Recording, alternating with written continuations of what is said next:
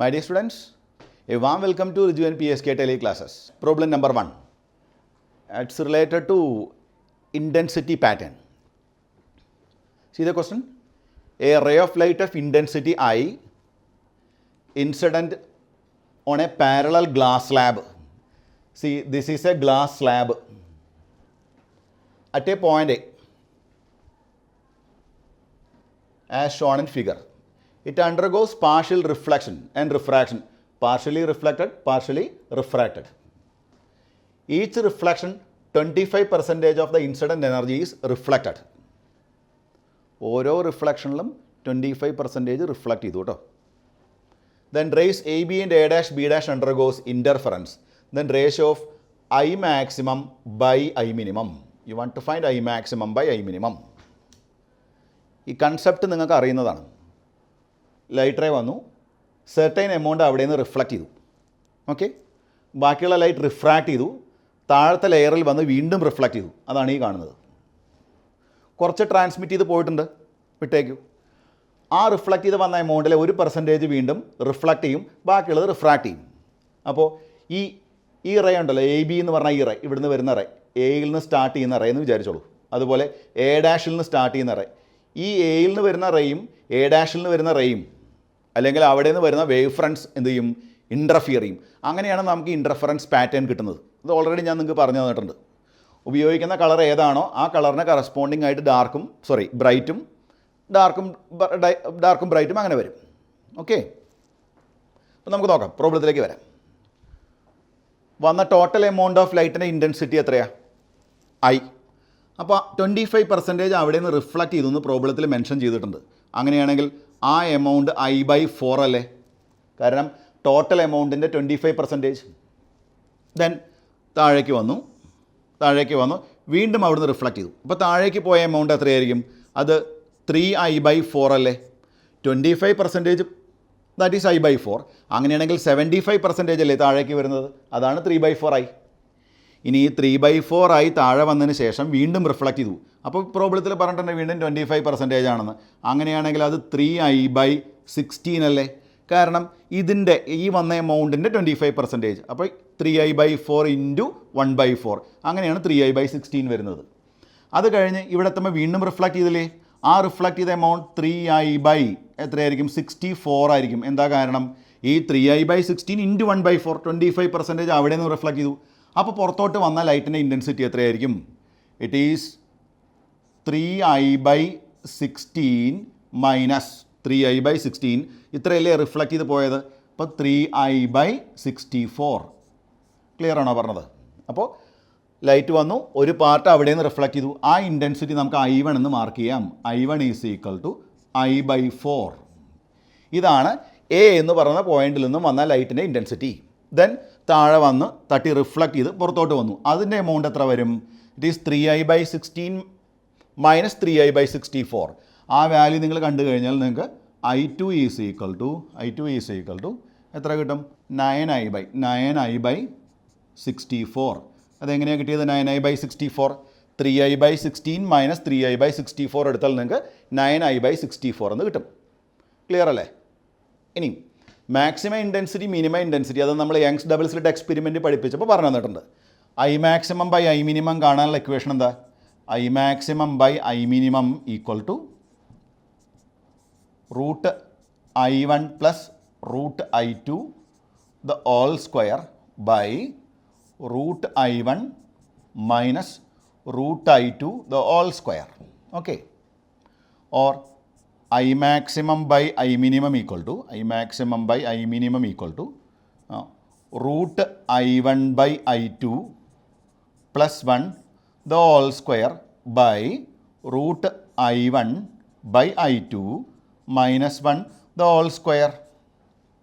ഇതിൽ I1ൻ്റെ value substitute ചെയ്യുക I/4, I2ൻ്റെ value substitute ചെയ്യുക 9I/64 ഓൾ സ്ക്വയർ ബൈ ഇത് തന്നെ. അപ്പോൾ നിങ്ങൾക്ക് ഫൈനൽ ആൻസർ കിട്ടും. ഫൈനൽ ആൻസർ സബ്സ്റ്റിറ്റ്യൂട്ട് ചെയ്താൽ നിങ്ങൾക്ക് കിട്ടുന്ന ആൻസർ 4:1, 8:1, ആൻസർ 49:1 ആണ് വരിക. ഈ ഒരു സ്റ്റെപ്പ് മാത്രം ഞാൻ പറയുന്നില്ല, ഒന്നുമില്ല. I1ൻ്റെ വാല്യൂ I/4 സബ്സ്റ്റിറ്റ്യൂട്ട് ചെയ്യണം, I2ൻ്റെ വാല്യൂ 9I/64 സബ്സ്റ്റിറ്റ്യൂട്ട് ചെയ്യണം, സോൾവ് ചെയ്യണം. ഓക്കെ, അപ്പോൾ ക്ലിയർ ആണല്ലോ കൺസെപ്റ്റ്. അതായത് ഈ വരുന്ന റേയും, അതായത് എ ബി എന്ന് പറഞ്ഞ റേയും എ ഡാഷ് ബി ഡാഷ് എന്ന് പറയുന്ന റേയും, ഒരാളുടെ ഇൻറ്റൻസിറ്റി I/4 ആണ്, ഒരാളുടെ ഇൻറ്റൻസിറ്റി 9I/64 ആണ്. അവർ തമ്മിൽ ഇൻ്റർഫിയർ ചെയ്യും. അപ്പോൾ മാക്സിമം ഇൻറ്റൻസിറ്റി ബൈ മിനിമം ഇൻറ്റൻസിറ്റിയുടെ റേഷ്യോ എത്രയെന്നാണ് ക്വസ്റ്റ്യൻ. ഓർമ്മയ്ക്ക് ഇവിടെ മിനിമം ഇൻറ്റൻസിറ്റി ഒരിക്കലും 0 ആയിരിക്കില്ല. എന്തുകൊണ്ടാണ് ഈ പ്രോബ്ലത്തിലെ മിനിമം ഇൻറ്റൻസിറ്റി 0 വരാത്തത്? കാരണം ഇതാണ്ട് ഇവൻ്റെ ഇൻറ്റൻസിറ്റി I/4 ആണെങ്കിൽ ഇവൻ്റെ ഇൻറ്റൻസിറ്റി ഞാൻ പറഞ്ഞില്ലേ 9I/64 ആണെന്ന്. അപ്പോൾ രണ്ട് പേരുടെയും ഇൻറ്റൻസിറ്റി സെയിം അല്ലാത്തത് കാരണം നമുക്ക് ഫ്രിഞ്ച് പാറ്റേൺ കിട്ടുമ്പോൾ കോൺട്രാസ്റ്റ് കുറവായിരിക്കും. അതായത് ഫ്രിഞ്ച് വിസിബിലിറ്റി ലെസ്-ദാൻ-1 ആയിരിക്കും. എന്തുകൊണ്ടാണ് ഫ്രിഞ്ച് വിസിബിലിറ്റി ലെസ്-ദാൻ-1? ഇൻ്റർഫിയർ ചെയ്ത രണ്ട് ബീമുകളുടെ ഇൻറ്റൻസിറ്റി സെയിം അല്ല. ആദ്യത്തത് I/4 രണ്ടാമത്തത് 9I/64 ക്ലിയർ ആണല്ലോ? Yes. Our second question. The intensity of a point source of light S placed at a distance d in front of a screen is I0 at the center of the screen. Find the light intensity at the center of the screen if a completely reflecting plane mirror M is placed at a distance d behind the source shown in figure. See, this is the source. See, this is the source. S is the source. Okay. First കേസിൽ mirror ഇല്ല. അപ്പോൾ നിങ്ങൾക്ക് ആദ്യമേ അറിയേണ്ടത് ഇവിടെ നിന്ന് വരുന്ന light ഇവിടെ വന്ന് വീഴും. ഇതൊരു പോയിൻറ്റ് സോഴ്സ് ആണെന്ന് മെൻഷൻ ചെയ്തിട്ടുണ്ട്. അപ്പോൾ നിങ്ങൾക്കറിയാം പോയിൻറ്റ് സോഴ്സിൽ നിന്നും പുറത്തോട്ട് വരുന്നത് എന്ത് വേവ് ഫ്രണ്ട് ആണ്? സ്ഫെറിക്കൽ വേവ് ഫ്രണ്ട് ആണ്. Spherical wave front. ഇപ്പോൾ ഈ ഒരു പോയിന്റിൽ ലൈറ്റ് വന്ന് വീഴുമ്പോൾ ഫസ്റ്റ് കേസിൽ നമുക്ക് എന്ത് ചൂസ് ചെയ്യാം? Intensity I. ഇൻറ്റൻസിറ്റി I കാണാനുള്ള ഇക്വേഷൻ എന്താ? Intensity of illumination I equal to luminous flux divided by area. Luminous flux divided by area. What is luminous flux? Ray optics നിങ്ങൾ പഠിച്ചതാണ്. What is luminous flux? നിങ്ങൾ കാണുന്ന light source ഉണ്ടല്ലോ, light സോഴ്സിൽ നിന്നും visible ആയിട്ടുള്ള റേഡിയേഷൻസും വരുന്നുണ്ട്, ഇൻവിസിബിൾ ആയിട്ടുള്ള റേഡിയേഷൻസും വരുന്നുണ്ട്. Total amount of radiation in unit time is called radiant flux. Total amount of light energy emitted by a source per second is called radiant flux. In this, visible light emitted by the source per second is called luminous flux. ഓർമ്മയ്ക്ക്, what is luminous flux? Luminous flux is the visible light emitted by a source per second. Okay. Then this luminous flux per area is called luminous flux falling on at a point by its area is called intensity of illumination or simply illuminance. Okay, so we can write like this: I is equal to 5 divided by, see the wavefront of a point source is spherical, so total area in which light falls is equal to 4 pi r square, where r is the distance between the source and the point under consideration. Or I is equal to this 5 by 4 pi is L, luminous intensity by r square. So the equation to find intensity of illumination or illuminance at a point is equal to luminous flux divided by r square. In first case, see, a source S and a screen, distance is d. So in first case, given that intensity I is equal to I0 equal to L divided by d square, because the separation between the screen and the source is d. So we can write I0 is equal to L by d square, equation number 1. What about second case? In second case, see, you put a mirror. So the intensity at the same point is light directly come to this point, also after reflection from the mirror. See, so in second case, you can write it as I2, that is I2 is equal to L by d square already there, direct ആയിട്ട് വരുന്ന light, plus നോക്കൂ, light ഇവിടെ നിന്ന് ഇങ്ങോട്ട് വന്ന് d ദൂരം travel ചെയ്തു, തിരിച്ച് d ദൂരം വന്നു, പിന്നെ ഒരു d ദൂരം കൂടെ ട്രാവൽ ചെയ്തു, d plus d 3d. So total L divided by ഒരു 3d സ്ക്വയർ കൂടെ വരില്ലേ? I2 equal to L by d square common ആക്കി എടുത്തൂടെ, L by d square into 1 plus 1 by 9. So I2 equal to L by d square into 1 plus 1 by 9, 10 by 9. So I2 equal to 10 by 9 into L by D square. Clear? See, this L by D square is I0. So I2 equal to 10 by 9 I0. Okay. So our answer 10 I0 by 9. This is the correct answer. അപ്പോൾ clear ആയോ concept? ഒന്ന്, mirror ഇല്ലാത്ത സമയത്ത് ഡയറക്റ്റായിട്ട് light വരുന്നു. ആ സമയത്ത് ഇൻറ്റൻസിറ്റിയുടെ value L by D square. അതിനുശേഷം നമ്മളൊരു മിറർ വെച്ചു. അപ്പോൾ ഡയറക്റ്റായി വരുന്ന ലൈറ്റ് വീണ്ടും L by D സ്ക്വയർ തന്നെ, പിന്നെ അവിടെ തട്ടി തിരിച്ചിവിടേക്ക് വരുന്നുണ്ട്. ആ ദൂരം D + D + D 3D എടുക്കണം. അതുകൊണ്ടാണ് L by D square plus L by 3D whole square വരുന്നത്. ക്ലിയർ അല്ലേ? Yes. Our third problem. A plane wavefront AC is incident on a refracting boundary between air and a medium of refractive index n as shown in figure. ഇതൊരു refracting surface. ഇതിൻ്റെ refractive index നിങ്ങൾ 1 എന്ന് വിചാരിച്ചു, air or vacuum. ഇതിൻ്റെ refractive index n = n തന്നെ എടുത്തോളൂ. ഇപ്പോൾ ഒരു ലൈറ്റ് റേ വന്നു, ഇതും റേ ആണ്. അപ്പോൾ നമുക്ക് വേവ് ഫ്രണ്ട് ഇതാ ഇങ്ങനെ മാർക്ക് ചെയ്യാം. ഈ ഫിഗറിൽ AC is the incident plane wave front. ഈ ആംഗിൾ 90 ഡിഗ്രിയാണ് കേട്ടോ. അപ്പം നമുക്കറിയാം ഈ വേവ് ഫ്രണ്ടിൻ്റെ മുകളിൽ each and every point acts as new source. നമ്മൾ നോർമൽ വരച്ചു, അഗെയിൻ നോർമൽ, ഇതിങ്ങനെ പോയി, ഇതിങ്ങനെയും പോയി. അപ്പം നമ്മളിവിടേക്ക് ഒരു പെർപെൻഡിക്കുലർ ലൈൻ വരച്ചു. ഈ angle 90 degree. This point given B, this point D. BD is the refracted plane wavefront. Okay. What is the relation between this CB and AD? Why here light bends? Because medium changes. This second medium has a refractive index which is greater than that of air or vacuum. So AD. What is the optical length of AD? Optical length of AD is n times AD. N times AD. Optical length of AD is n times AD. Its geometric length is AD.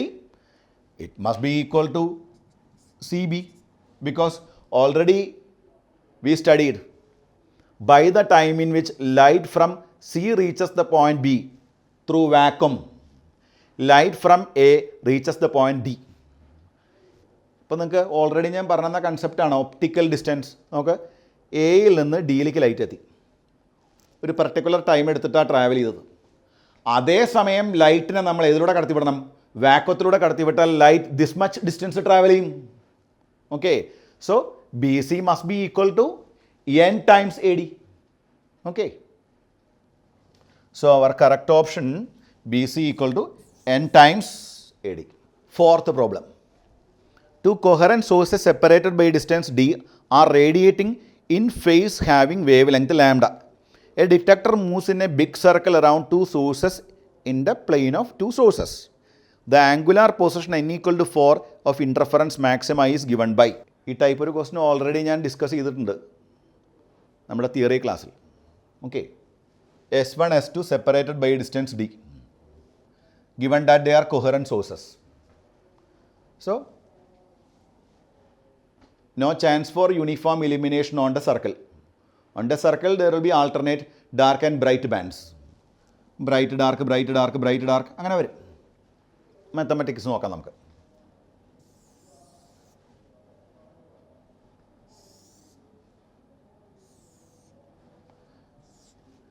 S1 S2 separated by distance.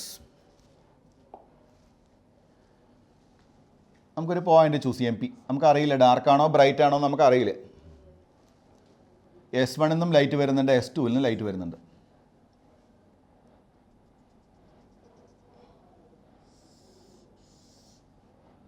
ഈ angle തീറ്റാന്ന് എടുക്കാം. നമുക്കത് ഇവിടേക്ക് ഒരു perpendicular line വരയ്ക്കാം. ഈ angle theta approximately ഈ ആംഗിളും തീറ്റാന്ന് എടുക്കാം. ഈ ദൂരം ഡെൽറ്റ എക്സ്. കാരണം S1 and S2 separated by very very small distance. അതുകൊണ്ട് ഈ ആംഗിളും ഈ ആംഗിളും അപ്രോക്സിമേറ്റ്ലി സെയിം ആക്കാം. S1 S2 തമ്മിലെ സെപ്പറേഷൻ പ്രോബ്ലത്തിൽ മെൻഷൻ ചെയ്തിട്ടുണ്ട്, D ആണെന്ന് മെൻഷൻ ചെയ്തിട്ടുണ്ട്.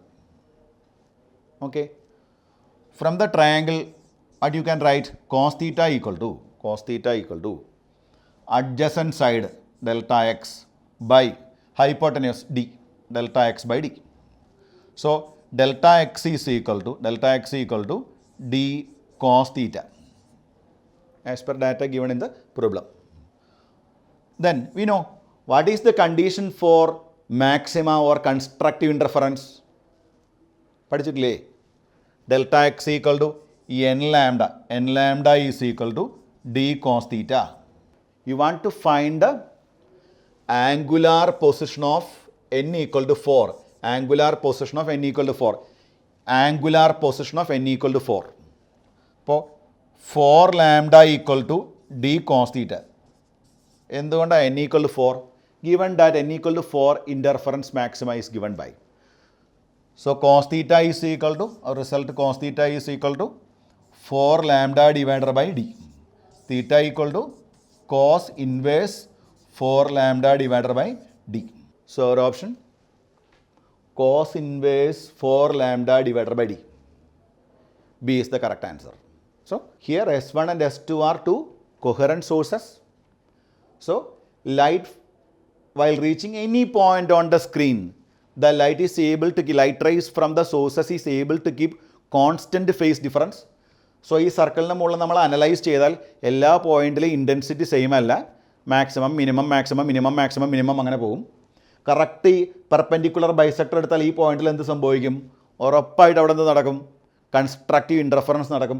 അസ്യൂം ചെയ്യണം രണ്ടുപേരും കൊഹറൻറ്റ് സോഴ്സുകളാണ് തന്നിട്ടുണ്ട്, അതുകൊണ്ട് അസ്യൂം ചെയ്യാം S1 S2 കൊഹറൻറ്റ് സോഴ്സ് ആയത് കാരണം ഇവിടെ കൺസ്ട്രക്റ്റീവ് ഇൻ്റർഫറൻസ് നടക്കും.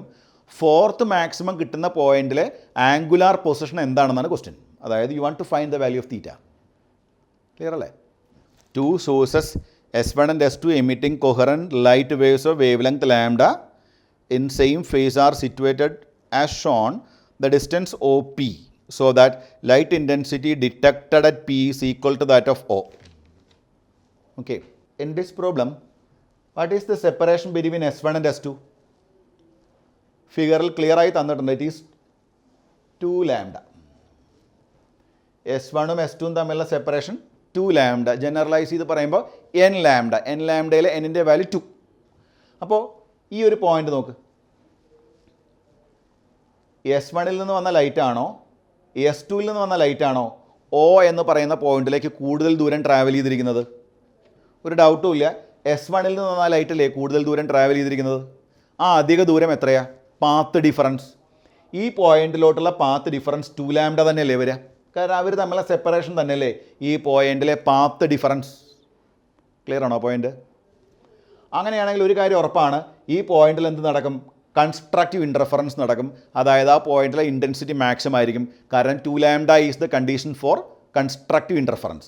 അപ്പോൾ അസ്യൂം ചെയ്യാം S1ൽ നിന്ന് വരുന്ന ഇൻറ്റൻസിറ്റി I ആണ്, അതുപോലെ S2ൽ നിന്ന് വരുന്ന ലൈറ്റിൻ്റെ ഇൻറ്റൻസിറ്റിയും I ആണെങ്കിൽ ഈ പോയിന്റിൽ നമുക്ക് കിട്ടുന്ന ഇൻറ്റൻസിറ്റിയുടെ വാല്യൂ 4I വരും.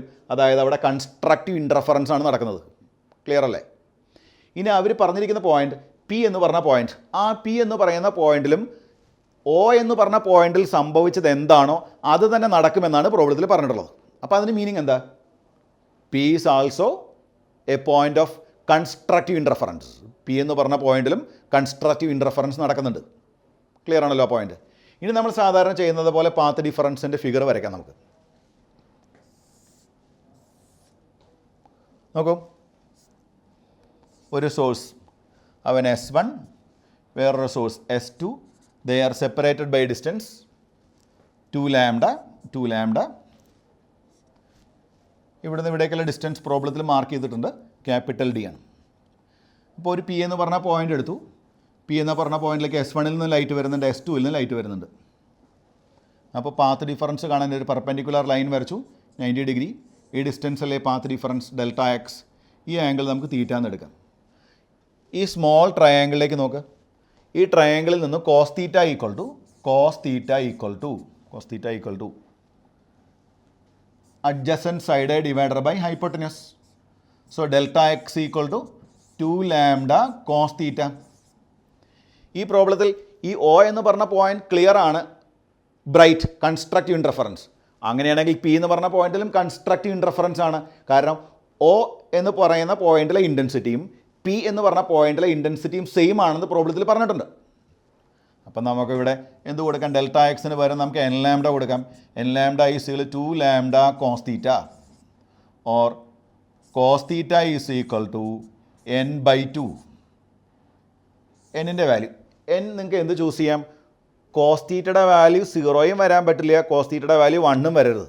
അപ്പോൾ എന്നിൻ്റെ വാല്യൂ 0യും പോസിബിൾ അല്ല, എന്നിൻ്റെ വാല്യൂ 2ഉം പോസിബിൾ അല്ല. അപ്പോൾ പിന്നെ എന്നിന് ഏത് വാല്യൂ മാത്രമേ പോസിബിൾ ആയിട്ടുള്ളൂ? അവിടെ 1 മാത്രമേ പോസിബിൾ ആയിട്ടുള്ളൂ. അപ്പോൾ cos theta is equal to 1/2. Theta is equal to it is 60 degree. അപ്പോൾ ഈ പ്രോബ്ലത്തിൽ ഈ ആംഗിൾ, ഈ മാർക്ക് ചെയ്തിരിക്കുന്ന ഈ ആംഗിൾ ഉണ്ടല്ലോ, ഈ ആംഗിൾ 60 ഡിഗ്രി എന്ന് മനസ്സിലായി.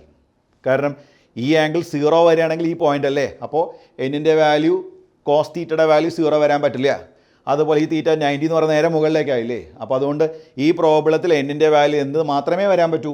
1 മാത്രമേ വരൂ.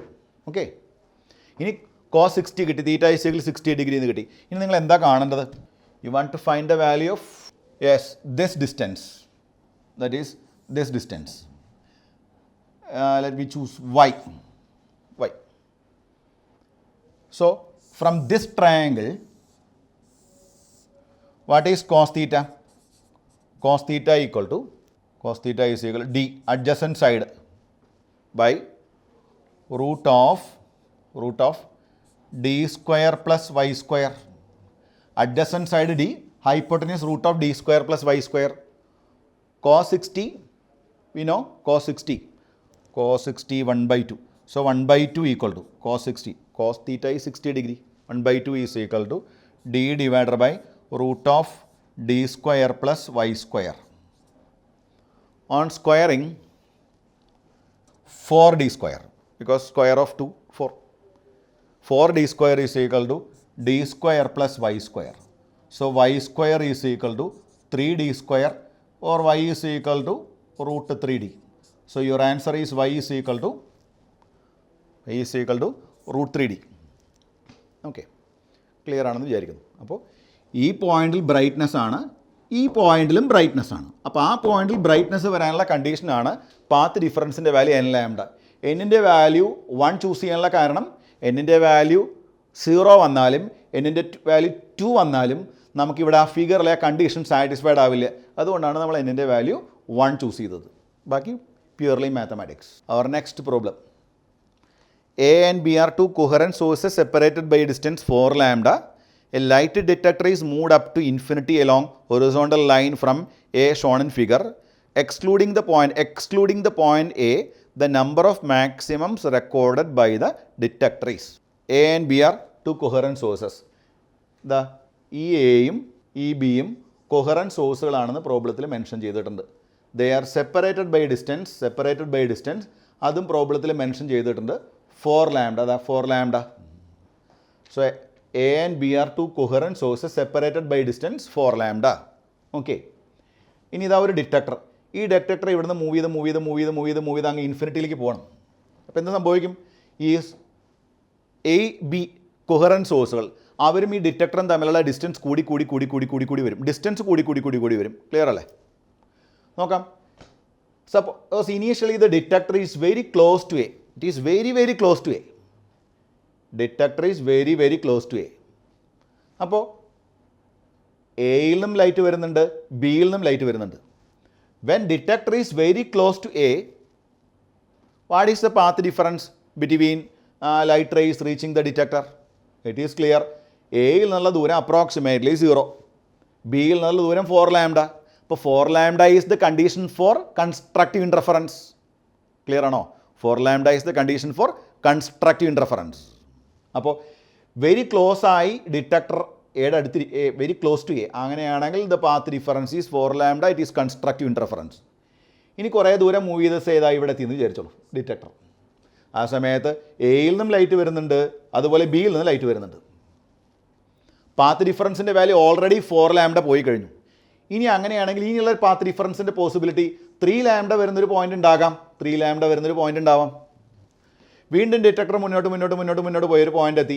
ആ പോയിന്റിലോട്ട് എയിൽ നിന്നും ലൈറ്റ് വരുന്നുണ്ട്, അതുപോലെ ബിയിൽ നിന്നും ലൈറ്റ് വരുന്നുണ്ട്. പാത്ത് ഡിഫറൻസ് 2 lambda വരുന്ന പോയിന്റ് വരാം.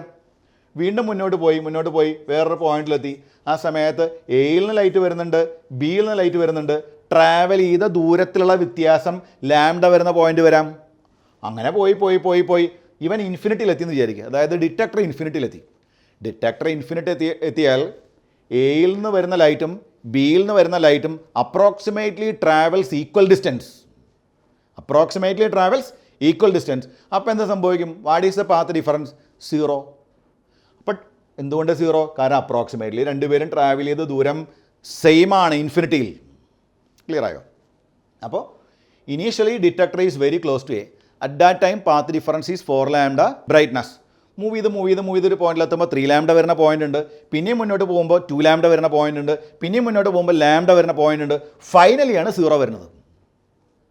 അപ്പോൾ എത്ര പോയിന്റുകൾ ഉണ്ടായിരിക്കും കൺസ്ട്രക്റ്റീവ് ഇൻ്റർഫറൻസ്?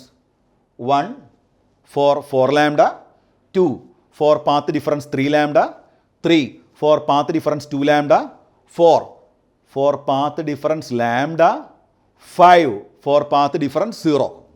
ഇപ്പോൾ ഇൻഫിനിറ്റിയിൽ നിന്ന് ഇങ്ങോട്ട് പിടിക്കുകയാണെങ്കിൽ ഇൻഫിനിറ്റിയിൽ വരാം path difference lambda, path difference 2 lambda, path difference 3 lambda, path difference 4 lambda. 4 lambda വരെയല്ലേ മാക്സിമം പോകാൻ പറ്റുള്ളൂ, കാരണം അവർ തമ്മിലുള്ള സെപ്പറേഷൻ 4 lambda അല്ലേ. അപ്പോൾ എത്ര എണ്ണം കിട്ടും? 5 പോയിന്റുകൾ ഉണ്ടായിരിക്കും. പക്ഷേ ഈ പ്രോബ്ലത്തിൽ എക്സ്ക്ലൂഡിങ് ദ പോയിന്റ് എന്ന് പറഞ്ഞിട്ടുണ്ട്. Excluding the point. അപ്പോൾ ഈ ആദ്യത്തെ കൺസ്ട്രക്റ്റീവ് ഇൻ്റർഫറൻസ് നമുക്ക് ഒഴിവാക്കാം. അങ്ങനെയാണെങ്കിൽ എത്ര ബ്രൈറ്റ് ഉണ്ടായിരിക്കും? 1, 2, 3 at infinity 4. Your answer is 4.